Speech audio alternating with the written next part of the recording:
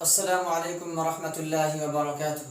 میں ہوں شکیل احمد اور آپ دیکھ رہے ہیں شکیل احمد آفیشیل۔ آپ کی خدمت میں پیش ہے شکیل احمد آفیشیل کی ایک نئی پیشکش۔ حبیب اجمی ایک شخص تھا جو بصرہ میں رہا کرتا تھا اور اس کا کاروبار تھا سود پر لین دین کرنا، لوگوں کے ساتھ سود پر معاملہ کرنا۔ وہ دوسروں کو قرض دیتا تھا اور سود سمیت واپس لیتا تھا، اور وہ روزانہ صبح صبح اپنے قرض خواہوں کے پاس جاتا اور کچھ نہ کچھ اصول کر کے واپس لوٹتا۔ ایک دن وہ ایک شخص کے گھر گیا اور دروازہ کھٹکھٹا کر اپنے قرض کا مطالبہ کیا۔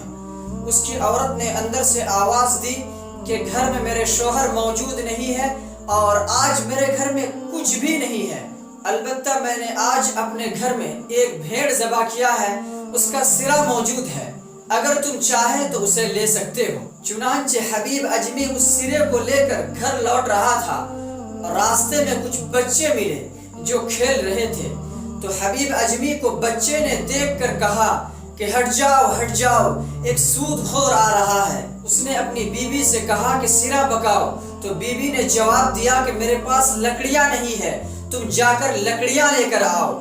چنانچہ حبیب اجمی سود پر لکڑیاں لے کر آیا اور بیوی نے روٹی پکایا اور سرا پکایا۔ اتنے میں دروازے پر ایک سائل آ کھڑا ہوا اور اللہ کے نام پر کچھ مانگنے لگا، تو حبیب اجمی نے اندر سے جواب دیا کہ کسی دوسرے دروازے پر چلے جاؤ، کیونکہ اگر ہم تمہیں دیں گے تو اس کی وجہ سے تم مالدار نہیں بن جاؤ گے، لیکن ہم فقیر ضرور بن جائیں گے۔ چنانچہ وہ سائل واپس لوٹ گیا۔ پھر جب حبیب اجمی کی بیوی نے ہانڈی پر اپنی چمچ ڈالی تو ایک عجیب منظر دیکھا کہ ہانڈی کی تمام چیز خون بن چکی ہے۔ پھر اس کی بیوی نے حبیب اجمی کو بلایا اور دکھا کر کہا کہ دیکھو، تمہارے برے اعمال اور تمہارے کرتوت کی وجہ سے آج ہمارا کھانا خون بن چکا ہے۔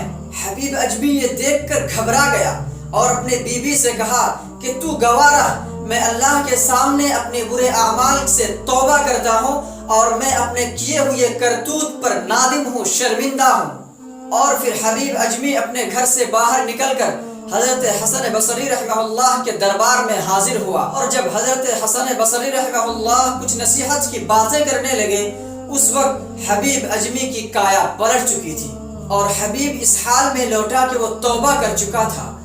اور راستے میں اسے کچھ بچے ملے جو کھیل رہے تھے، تو جب بچوں نے حبیب اجمی کو دیکھا تو وہ آپس میں کہنے لگے کہ ہٹ جاؤ، حبیب آ رہا ہے، حبیب توبہ کر کے آ رہا ہے، کہیں ایسا نہ ہو کہ ہمارا دھول حبیب پر پڑ جائے اور ہم اس کی وجہ سے گنہگار ہو جائے۔ جب حبیب نے یہ سنا تو اس نے دل ہی دل کہا کہ یا رب، تیری رحمت کا کیا کہنا، ایک دن میں نے تجھ سے صلح کیا کر لیا، تو نے لوگوں کے دلوں میں میری محبت ڈال دی، لیکن میں ہمیشہ تیری نافرمانیوں میں مبتلا رہا، لیکن تو نے اپنے در سے مجھے نہیں دھتکارا، تو نے میری روزی روٹی بند نہیں کی، تو نے میری ہوا اور پانی کو بند نہیں کیا۔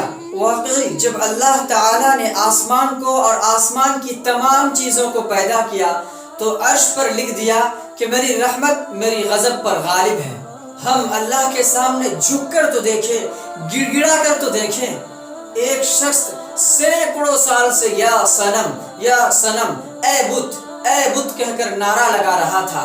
غلطی سے ایک بار یا صمد، اے اللہ، اے بے نیاز کہہ کر پکارا تو اللہ کی طرف سے آواز آتی ہے، لبیک یا عبدی، بول میرے بندے تو کیا کہتا ہے۔ فرشتوں نے عرض کیا، یا اللہ، اس نے تو تجھے غلطی سے پکارا ہے۔ اللہ نے کہا، غلطی سے پکارا ہے لیکن مجھے پکارا تو ہے۔ سو آئیے ہم اللہ کی رحمتوں میں پناہ لیتے ہیں۔